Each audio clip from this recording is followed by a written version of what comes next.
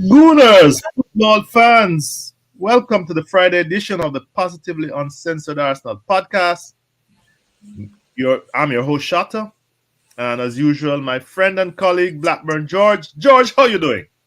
I'm fine, thanks. I just want to say first of all to the audience that we seem to have had some problems with YouTube last time around.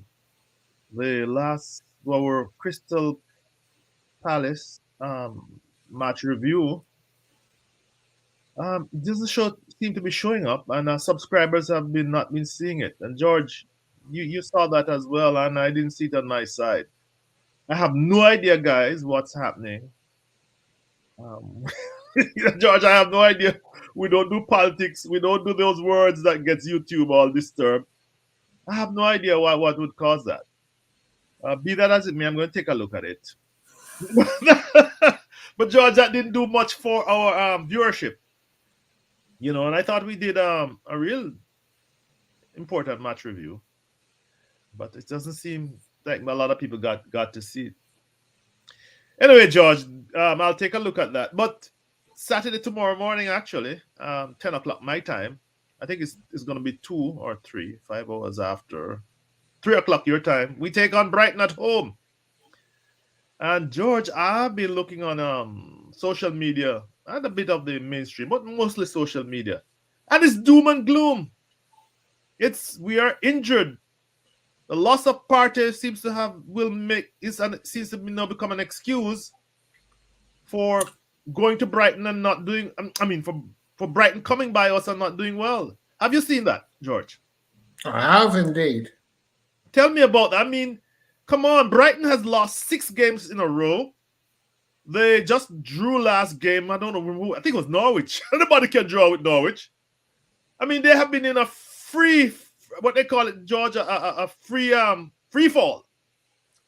And our fans and the media is singing doom and gloom. The sky is falling in, and I am amazed at that. Talk to me.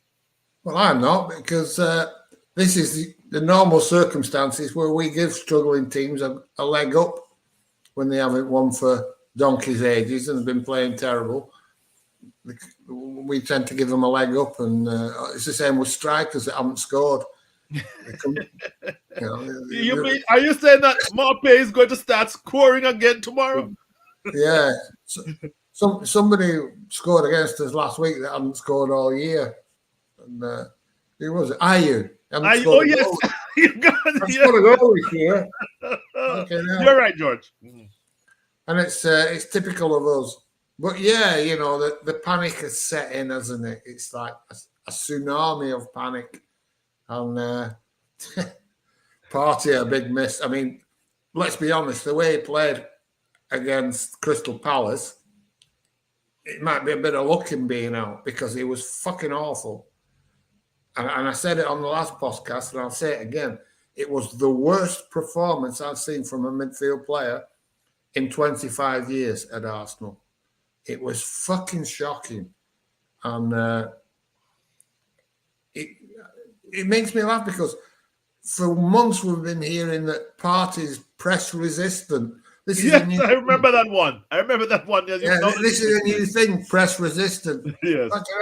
He's like as press resistant as a paper bag is waterproof. It's fucking. He falls apart at the seams under pressure. So who replaces him? El Neni, I would think.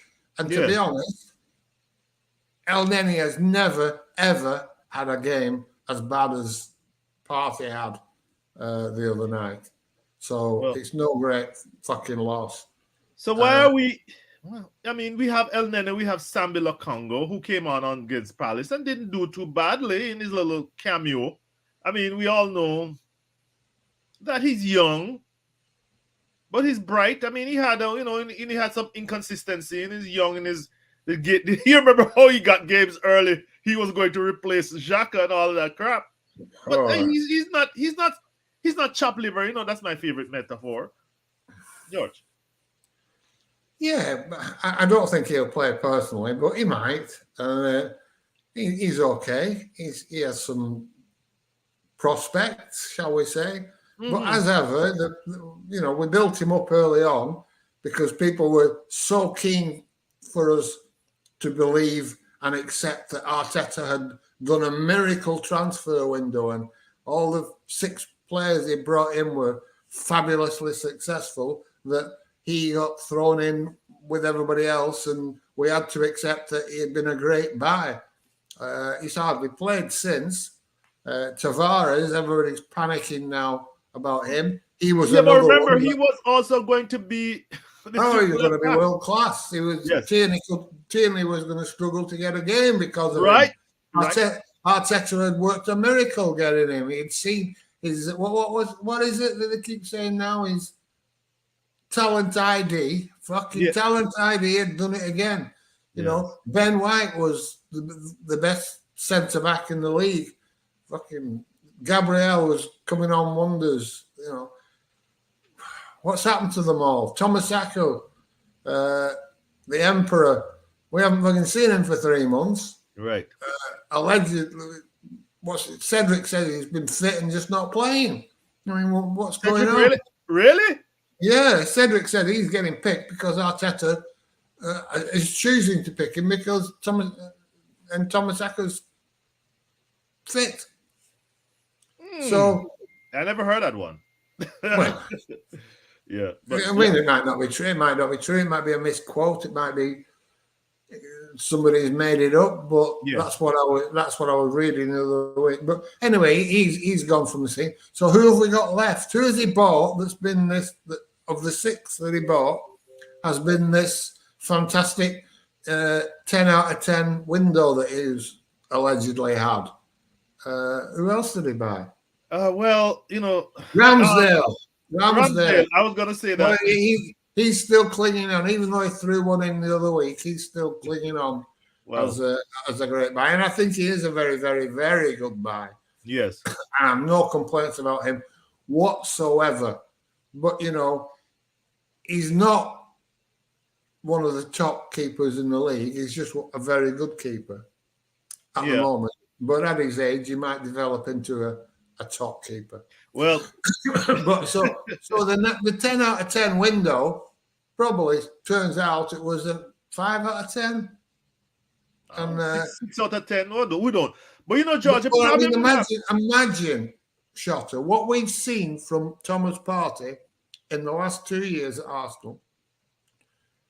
Probably 18 months of mediocre on a good day. He's had a couple of months of being decent. A good match against Leicester. A very good match against Leicester. Yeah. One good match. Yeah. And then throwing in the worst performance ever, well, not ever seen, but probably in most people's living memory. And all of a sudden now he's a big miss. Like it's unlucky. Arteta's been unlucky. And if we are short of players, why are we short of players? Why does 2 injuries make such a difference? I'll tell you why. Because the squad's been trimmed to reduce the wages, which he was getting a lot of credit for. It was like cut wages FC, and now we're struggling. We could certainly have done with some of those players now, couldn't we? But you think Berlin could have got a game now? Well, he certainly would have added to the attack, and he certainly well, I think that Cedric has been doing a good job, and they had our fans had pissed. Cedric could have played at left back though. Yes, you're right. That's right, and a good left back at that. Yeah, right? And Bellerin could have played at right back. Right. Well, our fans. But we've cut the wages. We've got some awards of the month for cutting wages. Yes. The lowest wages FC, and that's gone with our youngest player awards that we pick up every month. Youngest player FC too. Our trophy cabinet is littered with these things.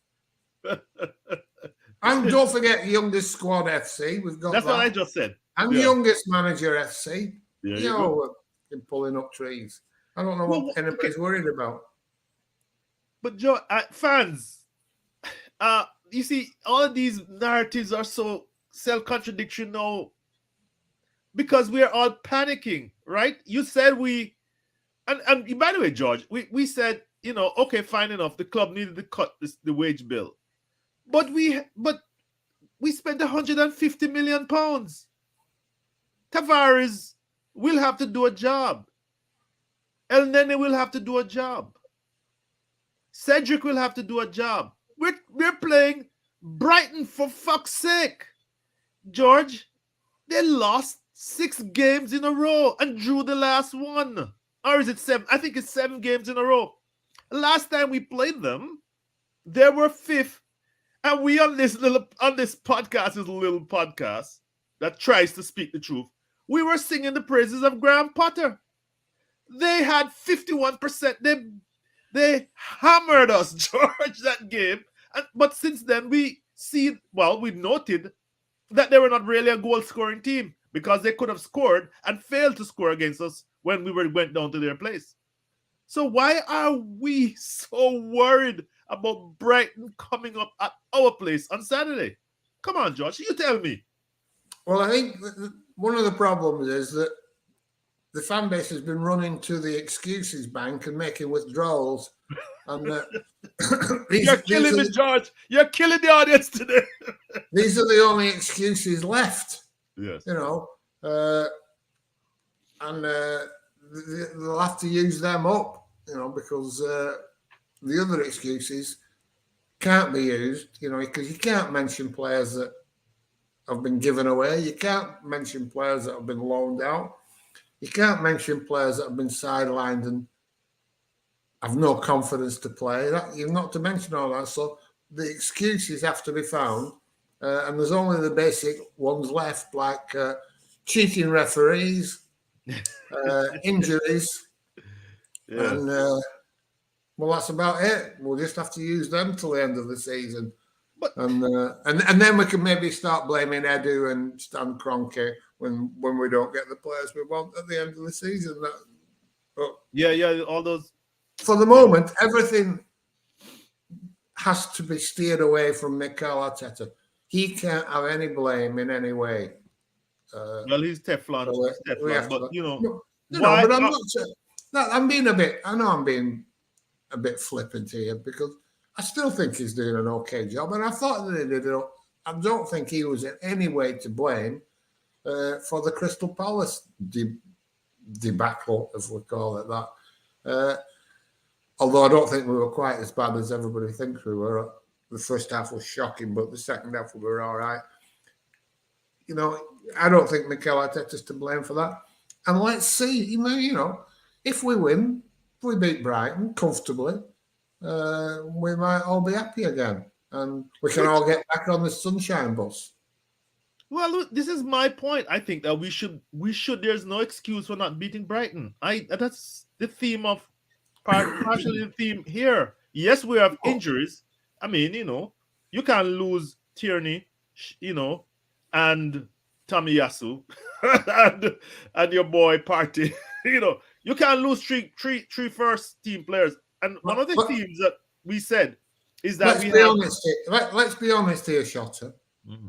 Thomas Partey and Kieran Tierney being injured should come as a shock to no one. Correct. Exactly. This isn't unexpected. This isn't Granit Xhaka who plays every game.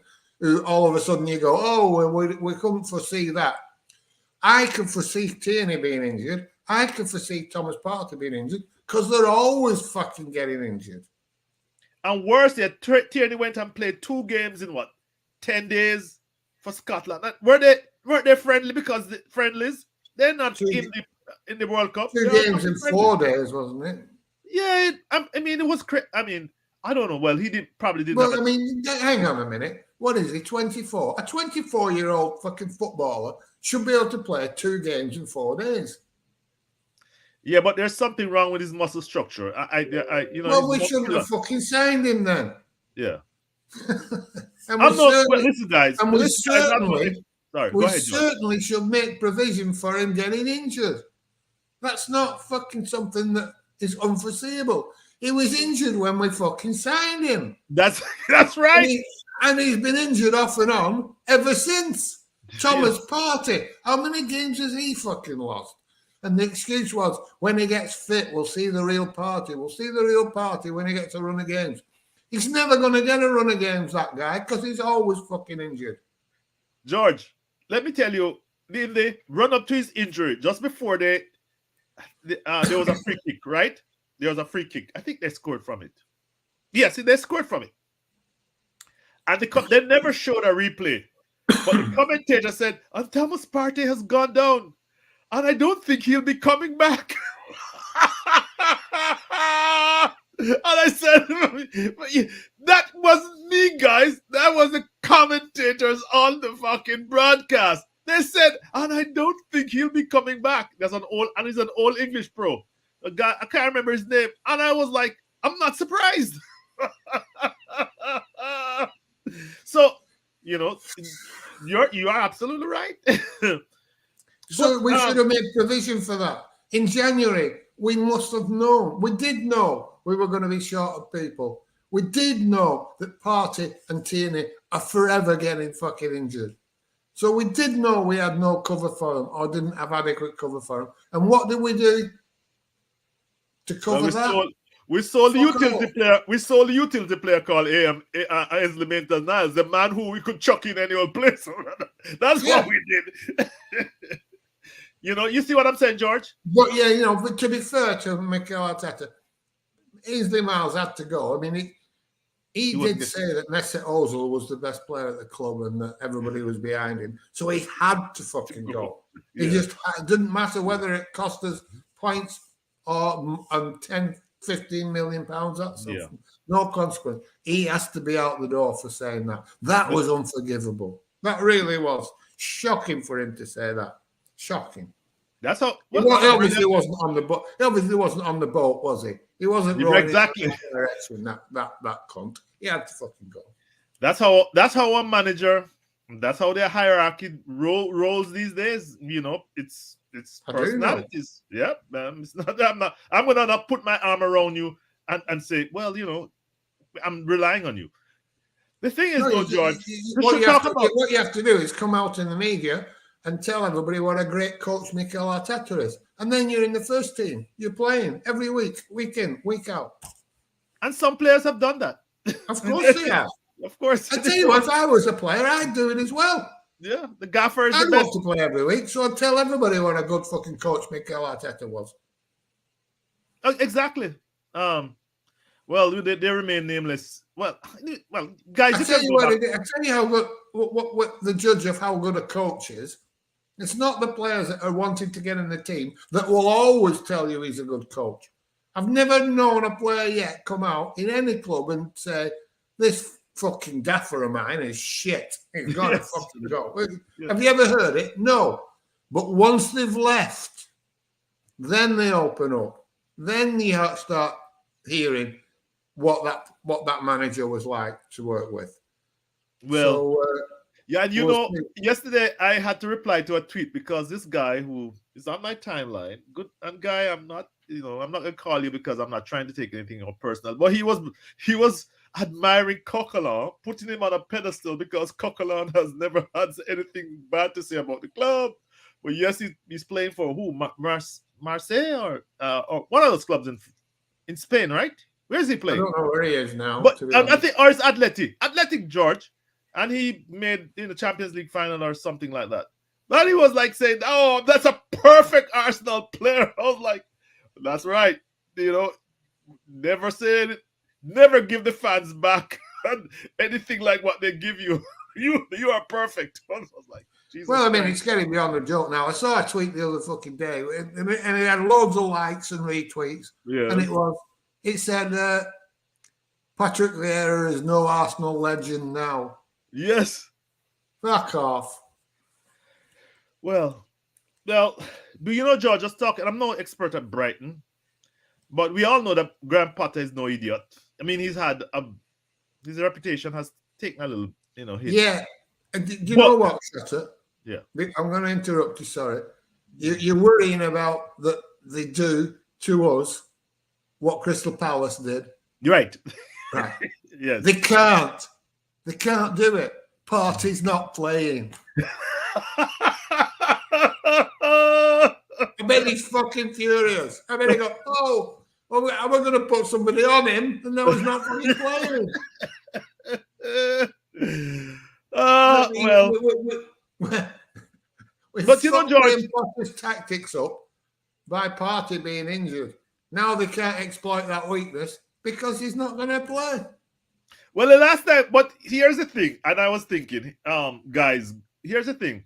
The last time we played them, we had Aubameyang up front, and behind him was Saka and Smith Rowe and Odegaard. And we were paper thin in the middle, George. Paper thin. We couldn't hold on to Now, these players have improved. So in my opinion, and I'm not a cheerleader, but I love myself. That wasn't one of those horrible games where he used fucking Xhaka at fullback. No, Xhaka didn't get a game. This is the other thing I said. Well, he must have been injured then. Yes, he was injured. I checked it. Right. I said, but you know. And I think Partey didn't play either, George. just for the record. Yeah, but if Xhaka doesn't play, that does make a big difference. Oh, of course. I did a little piece which showed, the results with and without him.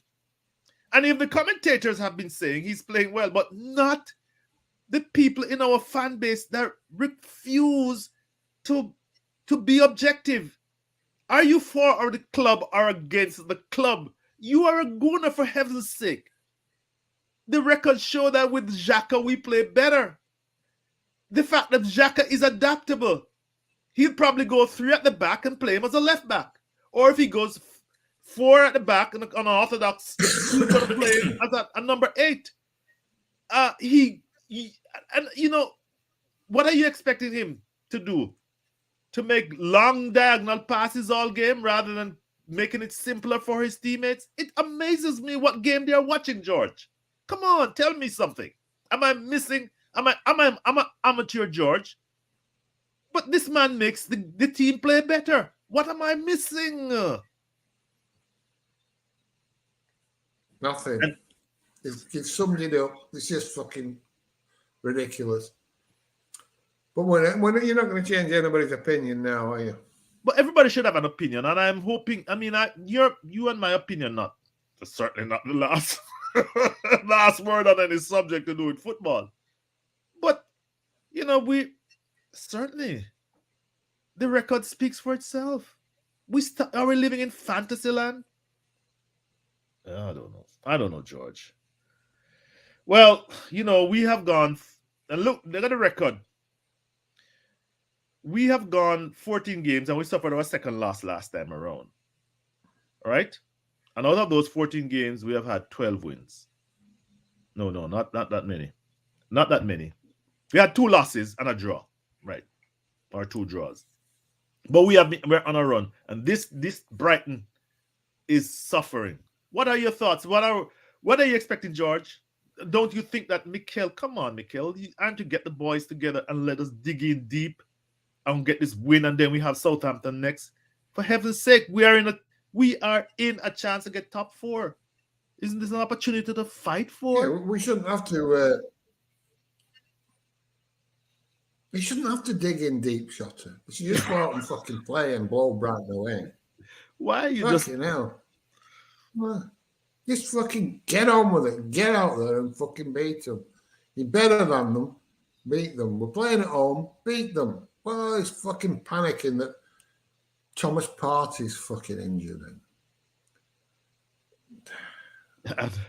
Either Arteta's a good fucking manager or he's not. He can either overcome minor fucking obstacles or he can't. What are we saying? He has to have every single player 100% fit and fully rested. They can't have played last week. No, they've got to have at least 7 days rest and everybody absolutely 100% fit, and then he's a good manager. He's not a good manager unless any of those conditions aren't met. That's what you're saying, basically. Any little fucking hiccup, any little problem, he can't overcome it. You've got to give him a pass this week. We play a good fucking team. It doesn't have to be a good manager against good teams. We're not expected to beat them. We're in a few injuries. It doesn't have to be a good manager. Not a good manager now because can't blame him. We've got injuries. But they played well. The ref cheated us. Can't expect Mikel Arteta to do anything about that. Him and the team have got to go out there, take advantage of this fucking opportunity that, in my opinion, we're lucky to have from the standard of our play this year. We're lucky to be here. Not over the last 2 months. We're not lucky over the last 2 months, but we were lucky prior to that to be in a position where we could still challenge. Take advantage of it, get on with it, and beat fucking Brighton, who can't win a game for no love nor money. Or score goals. And if they don't fucking, if we can't beat Brighton, don't fucking cry about not getting top 4. We don't deserve to get top 4. Can't beat fucking Brighton at home. I can't say that it shouldn't even be a concern. 5, 6, 7, 8 years ago, did we worry about fucking Brighton or anybody? Norwich? Anybody when we're in a top 4 run, George? Anybody when we're in a top 4 run? It wouldn't anybody outside the top 4. You were expected just to fucking dismiss them, and them even in the top 4, even the ones that will win in the league, we were expected to get a draw at worst. At home. At home. Yes. There was no comfortable game for any top 4 team at our place. It was a war. What the hell? Yes. George, I can't say it any better than you have. Brighton is 13th with 34 goals. We are 5th with 44 goals, and I use that as a measure. Can I just say something? A statistic I read, and it might not be true, or I haven't checked it myself, but somebody said we're 8 goals away from having a worse defence this season than we had with Bellerin, Holding, David Luiz, and Kolasinac. Yes. 8 goals away, and we've got 9 games to go. So we can see the goal a game. We're worse now than we were then with our fantastically improved defence. How has that come to pass? How has that worked? Well, see this tall African dude Mateo give Gabriel Fitz had me give a retake, George. I'm telling you, he was not comfortable in any. When he has a panic in him, though, doesn't he? Yes. He loses his head, Gabriel. Yes. And it was like, guys, let us stop overrating these players because, some dude from nowhere, because I didn't know him, and Gabriel was panicking. And when he went for that ball on the ground, he I don't know, George. So anyway. Yeah, I mean, and world-class party, you put a fucking loanee from Chelsea Academy up against him, and Gallagher he can't cope with him. Yes. But, Gallagher's a good player, though, to be fair. Yeah. I think he takes too much chances in his box, but that's fine. They like him for that. George, come. I'm one last statistic for you. We've played 9 games with Brighton since they came up. 3 wins each and 3 draws each. All right? I think that gives you 9 games. That's 12 games. No. It's 9 games, so 3 wins and 3 draws for each team. 3 wins for each team, 3 draws. It works out in 9 games. I was like, how am I going to convey this to the audience? But it's correct. I went to the PL site, and all the wins for either team have been at their place. They're coming to our place. Come on, George. We've got to beat them, haven't we? Fucking hell. And like I say, if we don't beat them, fuck it. It doesn't. What the fuck? We don't deserve to fucking get top 4. And then, but we should beat them. Sure. And this is the theme of this thing. I mean, dig in and fight. We have injuries, yes. But this is Brighton. Not that it's Southampton. I don't know if that's a we are at home. Come on, guys. I mean, these are teams. I don't agree, Sean. Don't dig in and fight. Get out your trench and run over the top and just fucking batter them. But, George, I have a banner running on this podcast. Come on, don't freak me up. But people get the message, I hope. Okay, George, let's not carry on. Wind it up. Yes. Okay, George, well, I hope people, I have no idea what's happening to our podcast on YouTube. And I might tell you to like and subscribe and to invite your friends to listen, which is important because we're not going to come up into the rankings or get any appearance in YouTube algorithms. But we're going to keep at it. And George is going to put his this on his blog. But we need your support. I think George and I have something to contribute. And I know that many of you like it because we say things that nobody wants to say, but they're factual. Of course, we are very opinionated. And we're old. and we say somebody said yeah, but somebody said we are ridiculous, George. Shotta, at least we're both not white. They can get accused of that, can they? That's right. There's only two of us. There's only two of us, and it's as diverse as it can get. That's You're right. as black can be, and I'm shockingly Caucasian. Right. I mean, I'm frighteningly white. So I'm fucking northern for that. Northern English for that. Gotta go balance going. Yes. Yeah, guys, but we need you. If you don't support us, George, I mean, we do this for fun. We don't do it for money.